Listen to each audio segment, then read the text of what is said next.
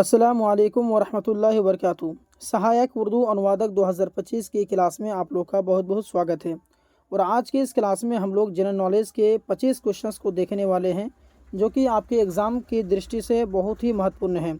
और मैं आपको बता देना चाहता हूं कि सहायक उर्दू अनुवादक की लगातार क्लासेस हो रही हैं और जीके का ये क्लास नंबर 6 है। इससे पहले जीके से ताल्लुक़ जो कोई क्लासेस थी वो 5 क्लासेस ऑलरेडी गुजर चुके हैं।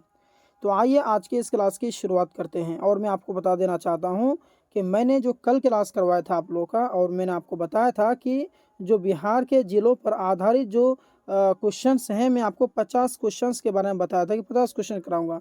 तो 25 मैंने कल कराया था और आज मैं आपको 25 क्वेश्चंस कराऊंगा। इस ताल्लुक से आपके 50 क्वेश्चन जो हैं कंप्लीट हो जाते हैं।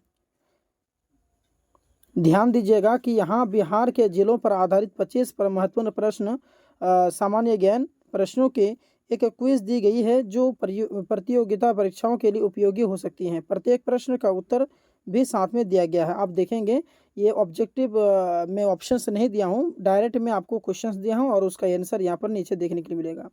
और मैं आपको बता देना चाहता हूँ कि मेरी तबीयत थोड़ी सी ख़राब है आज, और मन ठीक नहीं है, जिसके कारण से मैं आपको बोल के पढ़ा नहीं सकता हूँ।